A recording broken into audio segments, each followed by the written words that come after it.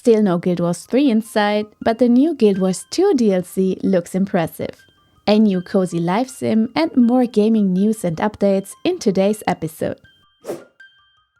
While other developers are currently busy releasing their summer-themed events, ArenaNet went one step further by sending their Guild Wars 2 players to Kastora, a whole new ley-infused archipelago coming to the game with the next huge DLC, Visions of Eternity.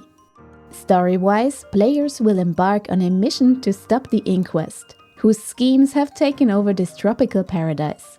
At launch, Visions of Eternity will introduce 2 new maps, with additional regions following quarterly. ArenaNet has not shared too many details about the DLC's additional features just yet, but unlike previous expansions, Visions of Eternity appears to build on existing systems, rather than introducing entirely new ones. What we do know so far is that raids and strikes will be merged into a more streamlined and accessible system, while still introducing new raids, fractals, and challenge modes. While there won't be a new mount this time around, the Skimmer is getting a full rework to better suit your island hopping adventures. You will also be able to chase 6 new legendaries, including the long-awaited Aqua Breather, plus a legendary ring, accessory, and 3 new weapons. On the more relaxed side of things, a new beachside homestead will be yours to decorate, and fashion templates, a long-requested feature, are finally making their debut. Breaking from tradition, elite specializations won't get a new weapon this time. Instead, the devs are focusing on unique mechanics, traits, and utilities that deepen class identity and allow for intricate build crafting. While the full details are still unclear, early teasers hint at a companion theme. Rangers commanding birds, guardians wielding lanterns, elementalists channeling fox spirits, and mesmers enchanting their enemies and allies with flutes and lutes. If you are curious about the new elite specs, these will be playable for a short while on August 20, about 2 months ahead of the DLC's launch on October 28. Starsand Island has lately shared a lot more details about the game's systems, from vehicles to NPC affection systems and mounts. This is an upcoming cozy life simulation, coming from a team that loves Stardew Valley and My Time at Sandrock. You can clearly see their inspiration in systems like farming, fishing, and decorating your house, in befriendable and romanceable NPCs, but also in a lot of exploration and adventure on a sunny little island. As fans of Harvest Moon games back on the Game Boy, we appreciate a lot about the gameplay that was teased in trailers already. Not just how cute and cozy it looks. The systems behind the anime facade seem to be a lot better than other farming sims. Take the affection system for example. While in Stardew and similar games, you are constantly playing Santa Claus, getting gifts for NPCs and trying your best to remember their birthdays and favorite items, in Starsand, affection can go both ways. This means you could even have an NPC admire you and try to build a relationship instead of you buying their friendship. While the blonde girl in the trailer is a romanceable character, Starsand Island is going to have online co-op for at least 2 players. The devs have promised to share more information on social features and co-op gameplay in the upcoming months. But as of now, we at least know that you'll be able to drive around the island in a 2-seater motorcycle or even a car. We also love how customizable everything looks.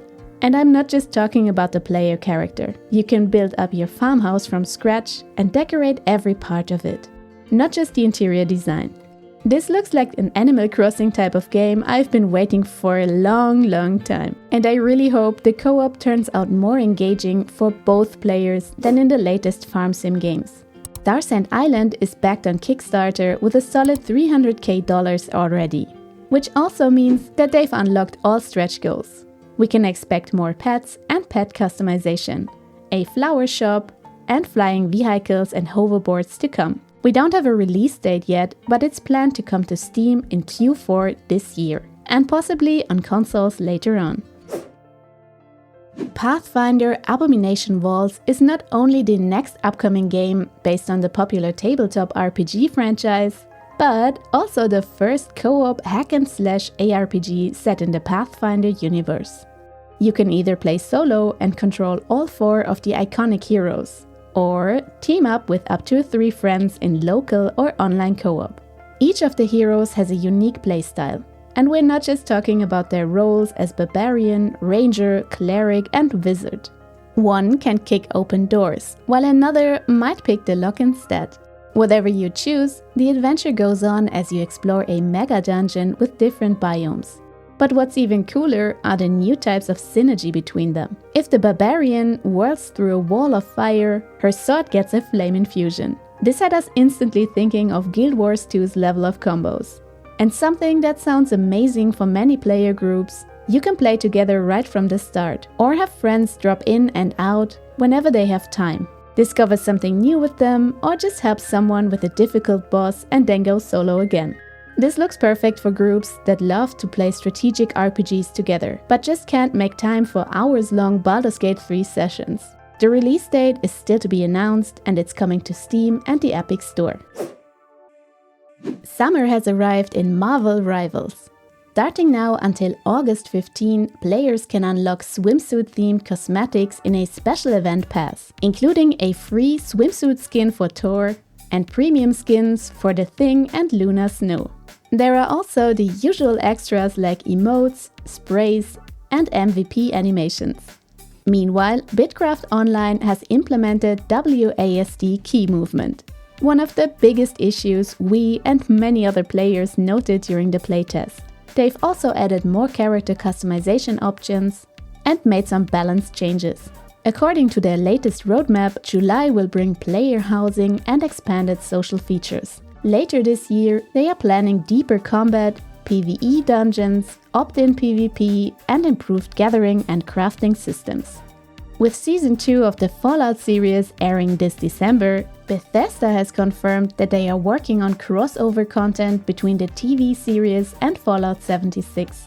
Alongside, there are rumors about a new DLC coming to the game just ahead the series premiere. But for both crossover and DLC, specific details are yet unknown. Remedy has announced the first major update for FBC Firebreak, coming in late September. The initial reception from players and press was pretty mixed. To get players back into the Oldest House, they are working on clearer tutorials, better gunplay, more varied gameplay, and a new job. We found it pretty disappointing that some form of voice chat or communication still wasn't even mentioned, despite the game having matchmaking and requiring players to work together. Sand has released a developer update after delaying its planned early access release this spring.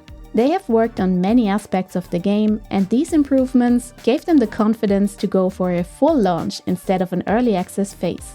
A public playtest is coming in August, so don't forget to sign up in Steam if you like PvE, PvE, Tramplers, and Sand. We are unfortunately a bit confused by the changes, as the game now features a Battle Royale style ring and seems hyper-focused on extraction gameplay. First up, Civilization VI Platinum Edition is free on the Epic Games Store until July 24th. This bundle includes the base game, 6 DLCs and 2 major expansions. Definitely a great deal for strategy fans. Also on July 24th, sign-ups open for the Blue Protocol Star Resonance's closed beta. If you are eager to get a sneak peek at this upcoming MMO before its launch later this year, now is your chance. And finally, Cloudheim is running an open beta this weekend. It's available to try on Steam. No sign-up needed. Just request access and jump in. But that's all for this week. We wish you a ton of fun in co-op with your favorite people. And we'll see you again in the next one.